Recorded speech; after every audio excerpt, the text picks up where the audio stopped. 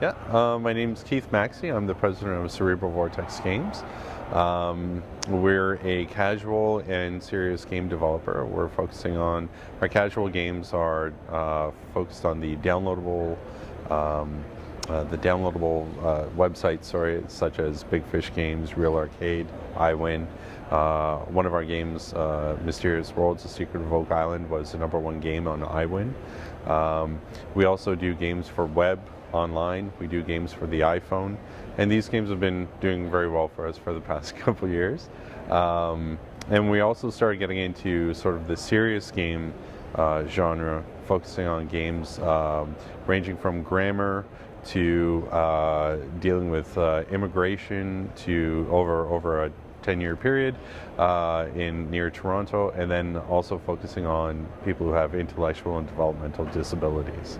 Well, one of the ideas behind Cerebral Vortex is when we originally established the company, we wanted to make sure that games could be used for more than just entertainment. I'm totally in for blood, guts, killing, gore, violence, everything else, mayhem. But at the same time, we also recognize that the games can be used for so much more. And it takes a lot more to actually make a serious game than an entertainment product. You have all the same problems and pitfalls with a serious game that you do as with an entertainment product, but you also have to incorporate all the research and all the education behind it in order to make sure that it's a viable product and to have the credibility behind it. So we're wrapping up a game right now called How to Grow a Sentence, which is making English grammar fun. So it's very hard to make that happen, but it's done in a very interesting way. We don't think that it appeals to a wide audience, and it gives people a reason to actually look at grammar in a different way and to start focusing on that, because right now, such as at the University of Waterloo, they indicated that 30% of their students who are coming in have to write a English basic test in order to get into the programs. 30% of their students are actually failing it right out of high school. So, and this is indicative of the entire education process globally, from Europe to North America to anywhere else in the world that you can think of, that people are now not really focusing on their languages as much as they used to. So there's a real need to have people who can write a basic sentence and communicate very well with each other rather than just texting very simple text messages back and forth. We do both, actually. We do a lot of our own IP. I mean, being based in Ontario, as I was joking around with a friend of mine, another developer in Ontario, everybody works on their own IP in Ontario. And then there's also the need to, smoothing out cash flow situations and just increasing our bottom line to also do the work for hire. So we're open to both, and we do engage in both levels. Yeah, well, with casual, we've been using a lot of Flash. We are looking at using some other platforms as well, such as Unity 3D. Our serious games right now are built both in Flash and in Unity, and so we've been able to kind of leverage the skills of both platforms with each other.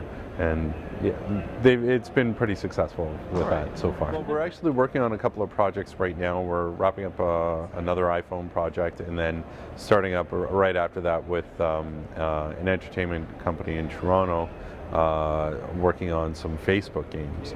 So working in Facebook, we've already done a couple of applications on Facebook before in the past, so we're familiar with the environment.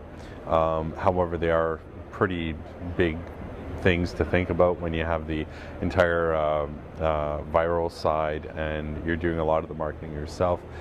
You're also working on creating future content, so you're not releasing 100% of your content all up front.